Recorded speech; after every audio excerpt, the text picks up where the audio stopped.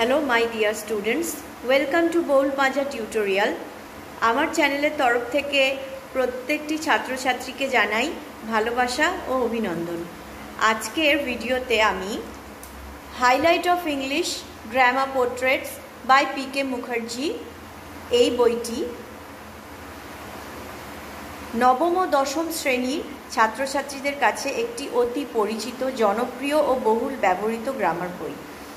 এই বইটির একটি পার্টিকুলার চ্যাপ্টার ট্রান্সফরমেশন অফ সেন্টেন্সের এক্সারসাইজগুলো আমি সলভ করব ওয়ান বাই ওয়ান। এক্সারসাইজের প্রত্যেকটা কোশ্চেনের বেঙ্গলিতে অ্যানালিসিস আমি করে দেবো উইথ বেঙ্গলি মিনিং। অ্যান্সার তো দেবই, অ্যান্সারগুলো আমি বেঙ্গলিতে অ্যানালিসিস করব, যাতে করে তোমাদের এক্সারসাইজ সলভ করতে খুব সুবিধে হয়। আমার পড়ানোর স্টাইল যদি তোমাদের ভালো লাগে অথবা আমার এই ভিডিওগুলো থেকে তোমরা যদি কিছু উপকার পেয়ে থাকো, অবশ্যই আমার চ্যানেলটিকে লাইক করো, শেয়ার করো, সাবস্ক্রাইব করো। তোমার বন্ধুদের বলো চ্যানেলটি ফলো করতে আর সাবস্ক্রাইব করতে।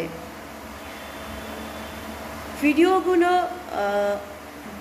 দেখার সময় যদি কোনো জায়গায় কোনো কোশ্চেন্সে কোনো ডাউট থাকে, বুঝতে অসুবিধে হয়, অবশ্যই কমেন্ট সেকশনে আমাকে জানিও। আমি যথাসম্ভব চেষ্টা করব সেই ডাউটস ক্লিয়ার করতে, আরও ভালোভাবে বোঝাতে। Thank you. হ্যালো স্টুডেন্টস, আজকে আমি পিকে মুখার্জি হাইলাইট গ্রামার বুকের ট্রান্সফরমেশন অফ সেন্টেন্স চ্যাপ্টারের page number 240 substituting and adjective এই হেডিংয়ের অন্তর্গত এক্সাম্পলসগুলো বোঝাবো আর এক্সারসাইজটা সলভ করব। ওকে, ফার্স্ট এক্সাম্পলটা কি আছে? Number 1, the scheme can be put to practice. পরিকল্পনাটি প্রয়োগ করা যেতে পারে অনুশীলনের ক্ষেত্রে। স্কিম মানে পরিকল্পনা, ক্যান বি পুট টু প্রয়োগ করা যেতে পারে, প্র্যাকটিস অনুশীলনের ক্ষেত্রে। প্র্যাকটিস মানে অনুশীলন করা, এটা ভার্ব, এটা ইটালিক্স ওয়ার্ডে লেখা আছে, এটাকেই অ্যাডজেক্টিভে কনভার্ট করতে হবে। প্র্যাকটিসের অ্যাডজেক্টিভ ফর্ম হলো প্র্যাকটিকেবল, মানে প্রয়োগযোগ্য বা ব্যবহারিক, অর্থাৎ যা প্রয়োগ করা যেতে পারে, যা ব্যবহার করা যেতে পারে। অ্যান্সার লেখা আছে, দেখো, দ্য স্কিম ইজ প্র্যাকটিকেবল মানে কি? পরিকল্পনাটি হয় ব্যবহারিক বা পরিকল্পনাটি হয় প্রয়োগযোগ্য। আর একটু ডিটেলসে বলে দিই, অর্থাৎ পরিকল্পনাটি ব্যবহার করলে উপকার হবে অথবা পরিকল্পনাটি প্রয়োগ করলে উপকার হবে, এটাই সেন্টেন্সের মানে বোঝাতে চাইছে। নাম্বার 2তে চলে আসি। This is an act of nobility. এটি হয় একটি আচরণ বা ক্রিয়া বা কাজ। অ্যাক্ট মানে আচরণ হতে পারে, ক্রিয়া হতে পারে, কাজ হতে পারে। অফ নোবেলিটি, নোবেলিটি মানে হচ্ছে আভিজাত্য, উচ্চ বংশীয় বা উদার মনস্কতার, এটাকে বোঝায়। এটা হচ্ছে নাউন, আভিজাত্য, উচ্চ পদ বা উচ্চ বংশ ইত্যাদি।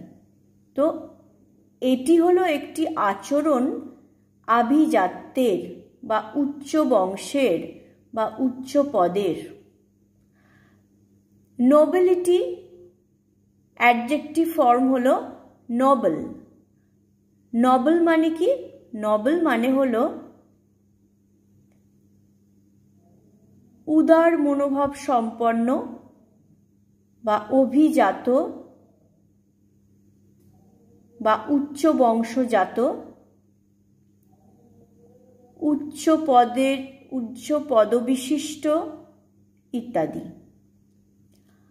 This is a Nobel act মানে হলো এটি হয় একটি অভিজাত আচরণ বা উচ্চ বংশীয় আচরণ।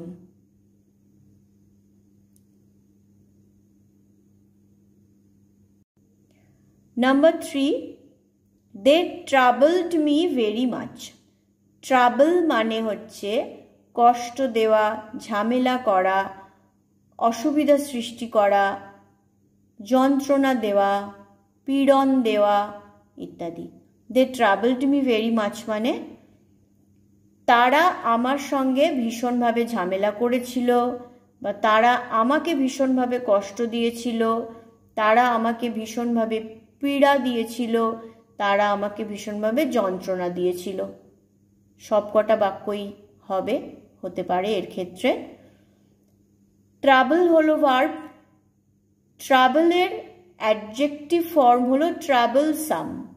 ট্রাবলসাম মানে কি? পীড়াদায়ক, যন্ত্রণাদায়ক, ক্লেশদায়ক বা ঝামেলাপূর্ণ, সবকটাই মানে হতে পারে। এই সেন্টেন্সটার ক্ষেত্রে কীরকম হবে বলছি। They were very troublesome. তারা ছিল ভীষণ ঝামেলাপূর্ণ, অর্থাৎ যারা ঝগড়াঝাটি ঝামেলা করতে ভালোবাসে। তারা ছিল ভীষণ পীড়াদায়ক, অর্থাৎ যারা যন্ত্রণা দেয়। তারা ছিল ভীষণ কষ্টদায়ক বা ক্লেশদায়ক। সবকটাই মানে এই সেন্টেন্সটির ক্ষেত্রে প্রযোজ্য। নাম্বার 4 এর example, he appears to be honest. অ্যাপিয়ার্সটা ইটালিক ওয়ার্ডে আছে। অ্যাপিয়ার্স হচ্ছে ভার্ব। অ্যাপিয়ার্স মানে মনে হওয়া, প্রকাশিত হওয়া, প্রদর্শিত হওয়া, সামনে আসা, দৃষ্টিগোচর হওয়া, নজরে আসা, এতগুলো মানে হয়। তো এখানে যে মানেটা অ্যাপ্লিকেবল সেটা হচ্ছে মনে হওয়া। ওকে, হি অ্যাপিয়ার্স টু বি অনেস্ট, তাকে মনে হয় সৎ বলে, বা তিনি প্রদর্শিত হন সৎ হিসেবে। অ্যাপিয়ার্সের অ্যাডজেক্টিভ ফর্ম হলো অ্যাপারেন্ট। অ্যাপারেন্ট মানে হলো স্পষ্ট বা প্রদর্শিত বা গ্রহণযোগ্য ইত্যাদি। এখানে মানে যেটা বোঝাচ্ছে সেটা হচ্ছে স্পষ্ট। It is apparent that he is honest. এটি হয় স্পষ্ট যে তিনি হন সৎ। ওকে, এবারে চলে আসছি number 5, they differ from each other. তারা আলাদা একে অপরের থেকে। ডিফার মানে হচ্ছে ভার্ব। ডিফার মানে পৃথক হওয়া বা আলাদা ইত্যাদি বোঝায়। দে আর ডিফারেন্ট ফ্রম ইচ আদার, তারা পৃথক একে অপরের থেকে। ডিফারেন্ট হলো অ্যাডজেক্টিভ। ডিফার পৃথক হওয়া, আলাদা হওয়া, এটা হচ্ছে ভার্ব। ডিফারের অ্যাডজেক্টিভ ফর্ম হলো ডিফারেন্ট, অর্থাৎ পৃথক। দে আর ডিফারেন্ট ফ্রম ইচ আদার মানে তারা হয় পৃথক একে অপরের থেকে।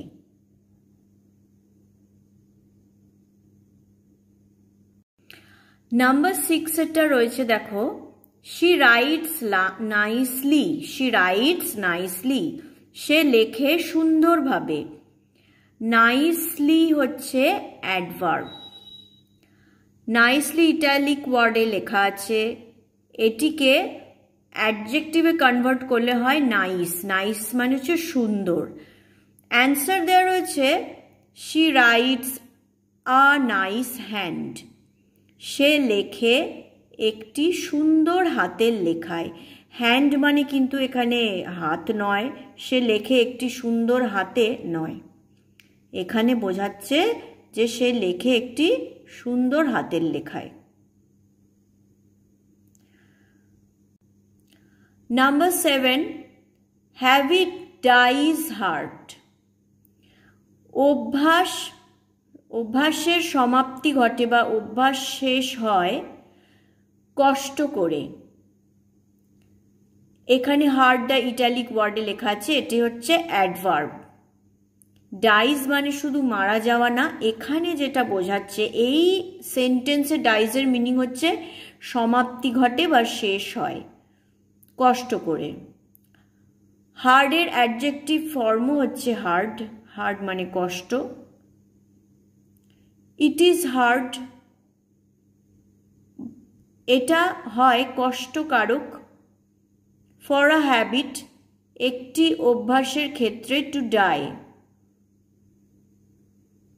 সমাপ্তি ঘটানোর পক্ষে বা শেষ হওয়ার জন্য। গোটা সেন্টেন্সের মিনিং আমি একসাথে বলছি, ওয়ার্ড বাই ওয়ার্ড তো বললাম, তো এভাবে তো সেন্টেন্সটা ফর্ম হচ্ছে না, তো আমি একেবারে বাংলায় মিনিংটা বলে দিচ্ছি একসাথে। It is hard for a habit to die, এটা খুবই কষ্টকারক বা এটা খুবই কষ্টদায়ক একটি অভ্যাসের সমাপ্তি ঘটানো বা একটি অভ্যাসকে শেষ করা বা একটি অভ্যাসকে সমাপ্ত করা।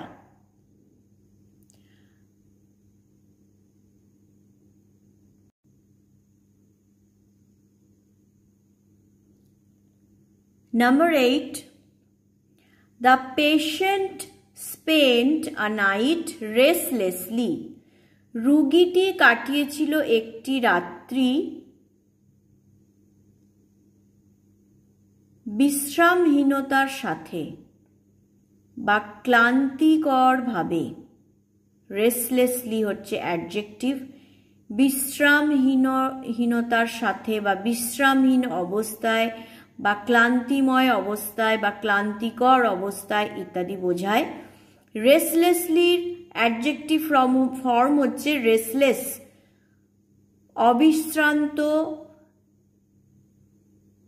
ক্লান্তিময়, বিশ্রামহীন ইত্যাদি এর মানে।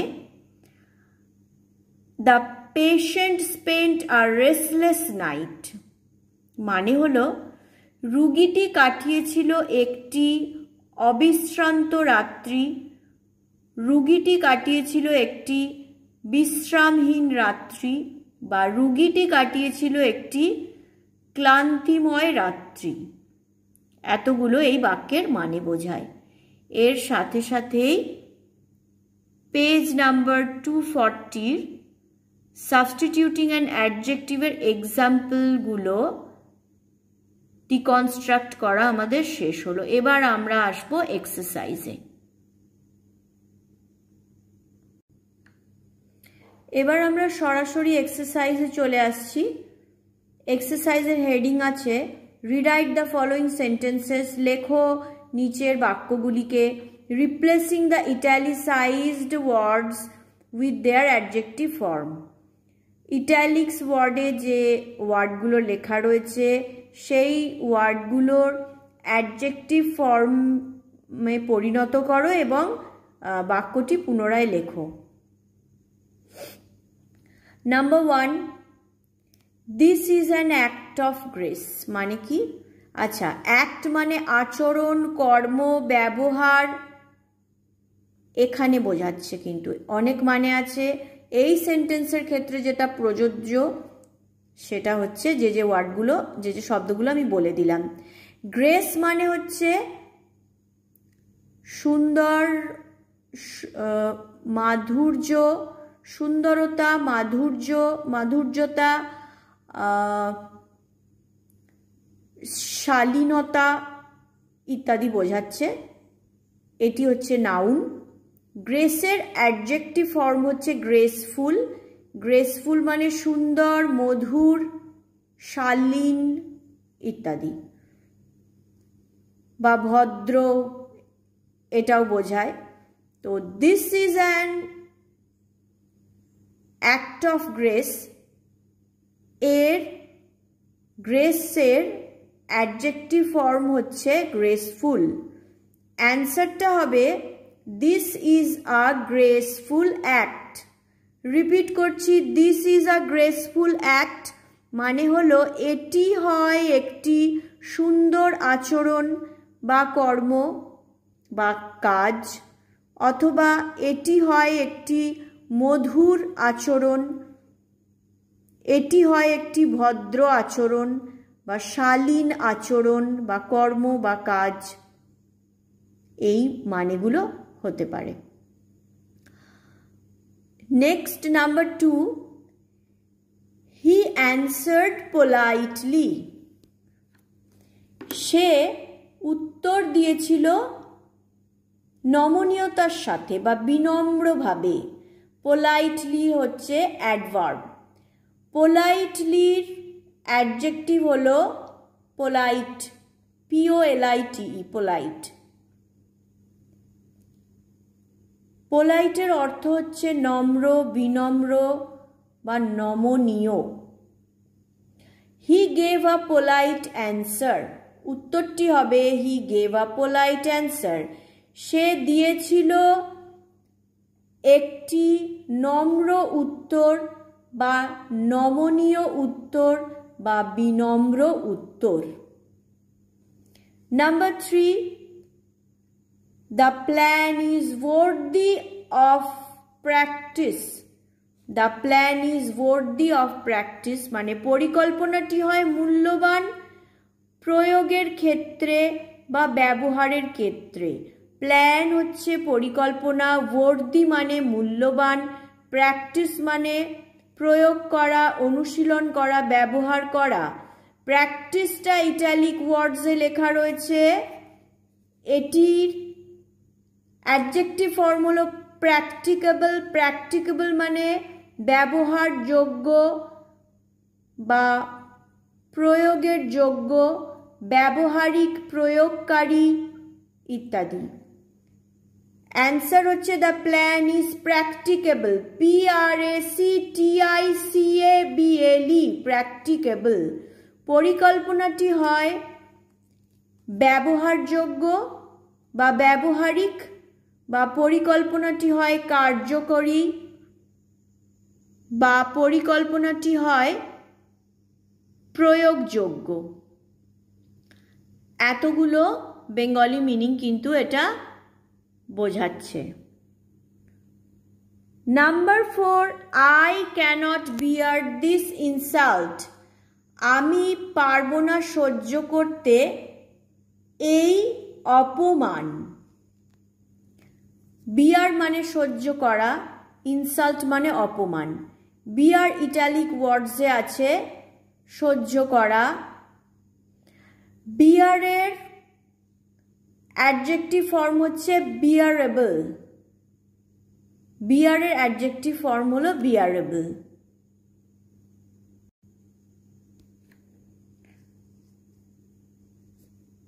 বিয়ারেবল মানে হলো সহনীয়, অর্থাৎ যেটাকে সহ্য করা যায়, সহনীয়।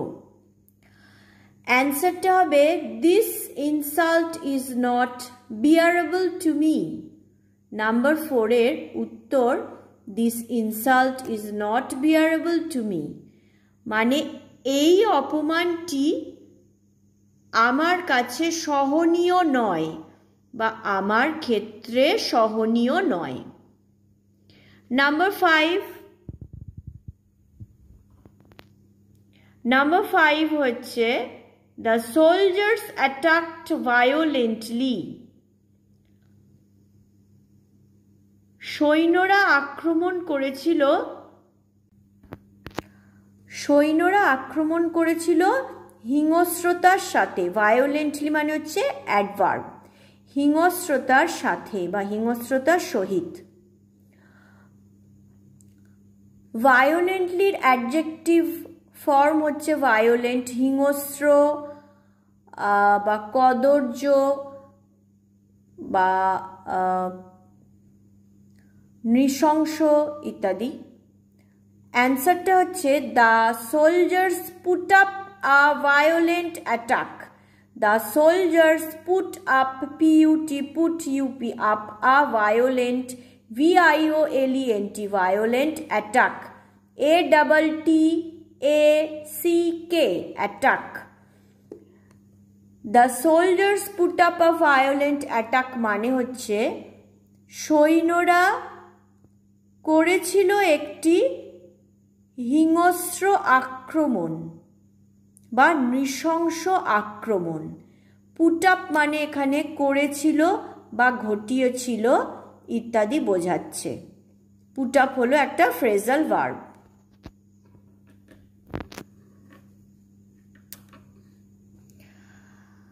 Number 6,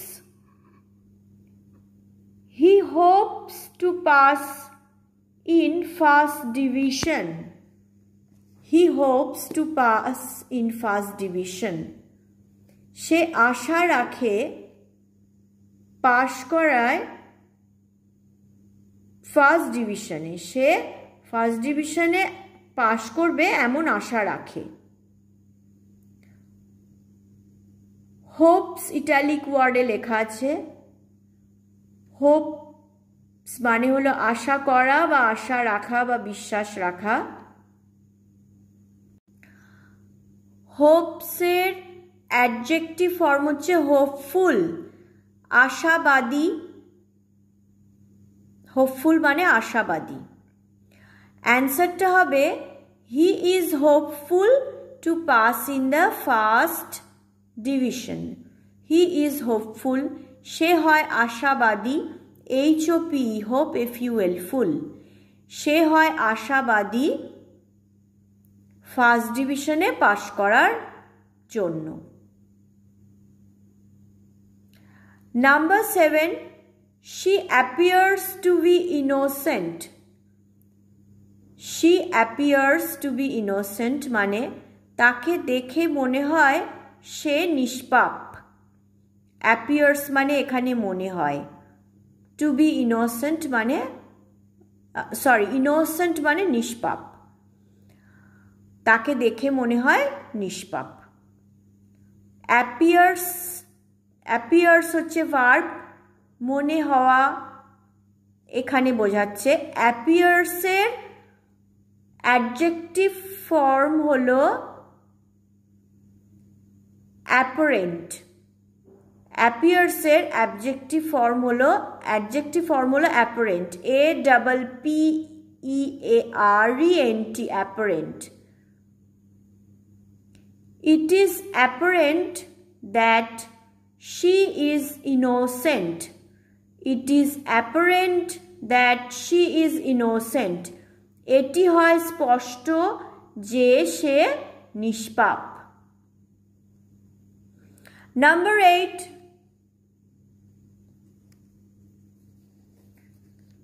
respect your superiors.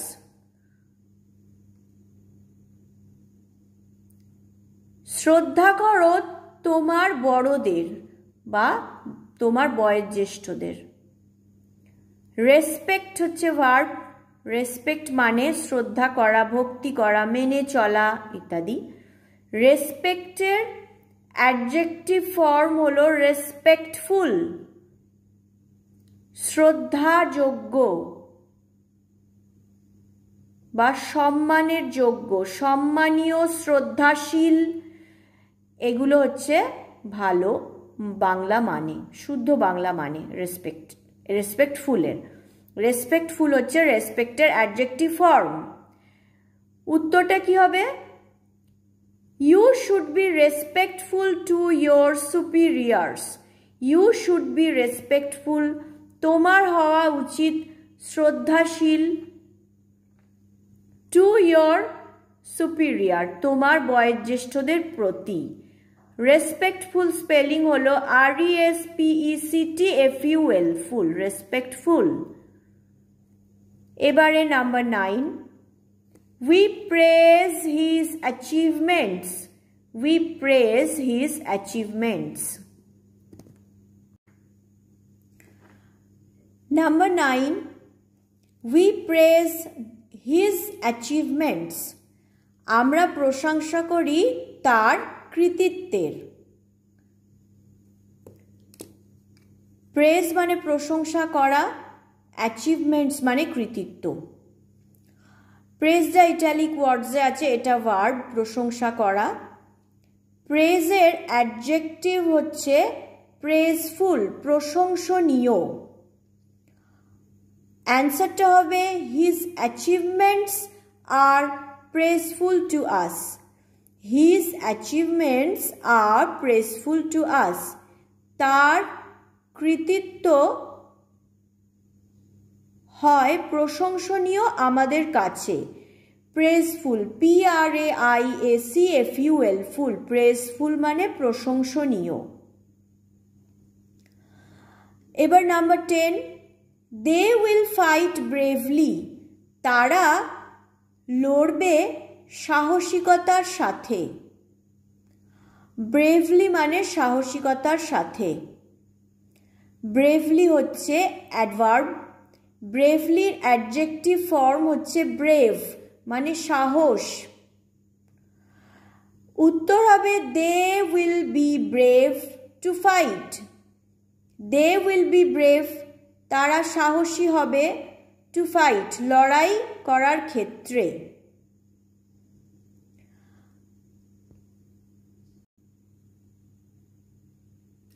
Number 11,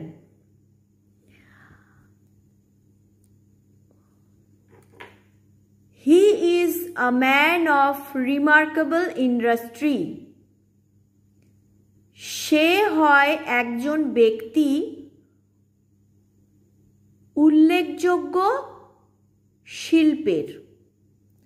remarkable মানে উল্লেখযোগ্য, ইন্ডাস্ট্রি মানে শিল্পের বা শিল্পক্ষেত্রের। He is a man of remarkable industry, তিনি হন একজন উল্লেখযোগ্য ব্যক্তি শিল্পক্ষেত্রের। ইন্ডাস্ট্রি কথাটা এখানে ইটালিক্স ওয়ার্ডে লেখা আছে। ইন্ডাস্ট্রি মানে হচ্ছে এখানে নাউন। ইন্ডাস্ট্রির অ্যাডজেক্টিভ ফর্ম হলো ইন্ডাস্ট্রিয়াল। Industrial, INDUSTRIAL, industrial. ইন্ডাস্ট্রিয়ালের অর্থ হচ্ছে শিল্পজাত বা উৎপাদন শিল্পজাত বা শ্রম সংক্রান্ত, উৎপাদন সংক্রান্ত, এতগুলো মানে বোঝাচ্ছে। উত্তরটা হচ্ছে হি is a remarkable industrial man. He is a remarkable industrial man, তিনি হন একজন উল্লেখযোগ্য শিল্পজাত ব্যক্তি বা শ্রম সংক্রান্ত জাত ব্যক্তি। মানেটা খুব কমপ্লেক্স লাগছে, মানেটা আমি সহজ করে বুঝিয়ে দিচ্ছি চলতি বাংলা ভাষায়। মানে তিনি হচ্ছেন একজন এমনই ব্যক্তি যিনি শিল্পের সঙ্গে যুক্ত।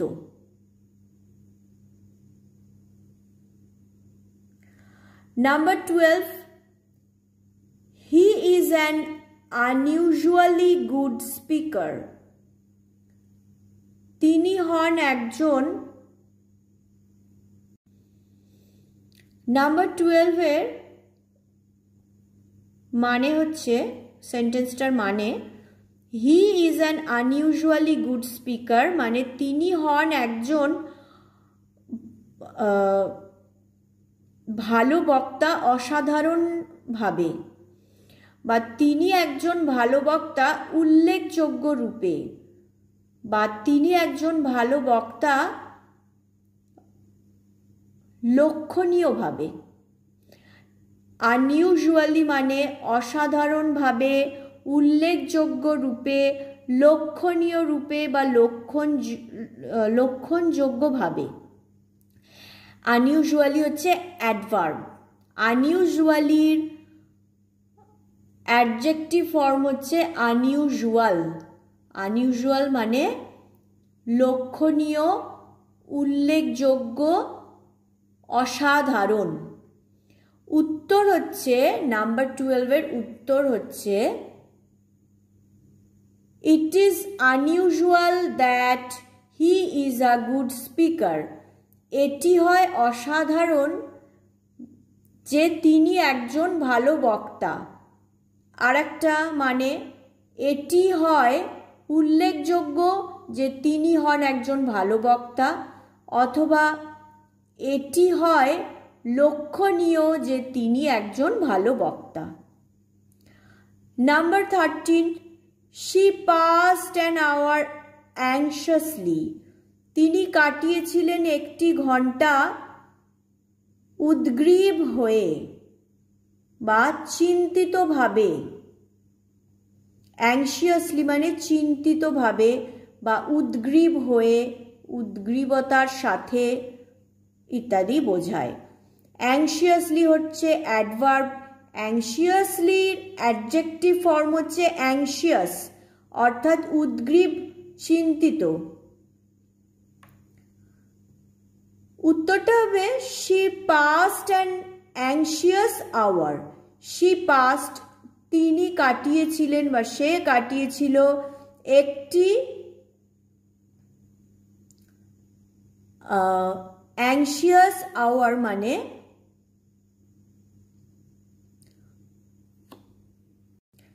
she passed an hour anxiously, এর উত্তর হচ্ছে she passed an anxious hour, যার মানে হচ্ছে সে কাটিয়েছিল বা সে অতিক্রম করেছিল একটি উদ্বেগপূর্ণ ঘন্টা। আওয়ার মানে ঘন্টা, অ্যাংশিয়াস মানে এখানে উদ্বেগপূর্ণ বোঝাচ্ছে। Number 14, he thoughtfully wrote the letter. সে চিন্তিতভাবে লিখেছিল চিঠিটি। থটফুলি হচ্ছে অ্যাডভার্ব, থটফুলির অ্যাডজেক্টিভ হলো থটফুল, চিন্তিত বা চিন্তাগ্রস্ত। He was thoughtful while writing the letter. He was thoughtful, সে ছিল চিন্তিত while writing the letter, যখন লিখছিল চিঠিটি। Number 15, the rose smells sweet. গোলাপ ফুলটি থেকে সুন্দর গন্ধ ছাড়ছে। স্মেলস মানে হচ্ছে সুন্দর গন্ধ ছাড়া, এখানে মানে বোঝাচ্ছে, এটি হচ্ছে ভার্ব। স্মেলস মানে ভার্ব, সুইট মানে সুন্দর বা মিষ্টি। গোলাপ ফুলটি থেকে মিষ্টি গন্ধ ছড়াচ্ছে বা মিষ্টি সুগন্ধ ছাড়ছে। স্মেলস হচ্ছে ভার্ব, স্মেলসের অ্যাডজেক্টিভ ফর্ম হচ্ছে স্মেলিং। আচ্ছা, স্মেলিংয়ের আর একটা মানে কিন্তু হয় দুর্গন্ধ। এখানে কিন্তু দুর্গন্ধ বোঝাচ্ছে না, একটা শব্দের অনেক রকম মানে হয়। এর উত্তরটা হচ্ছে the smelling rose is sweet.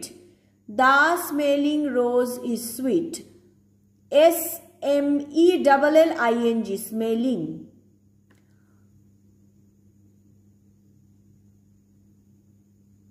এর মানে হচ্ছে the smelling rose is sweet, গন্ধযুক্ত গোলাপটি হয় মিষ্টি বা গন্ধযুক্ত গোলাপটি হয় মধুর। এই সেন্টেন্সটার এটা হচ্ছে বেঙ্গলি মিনিং।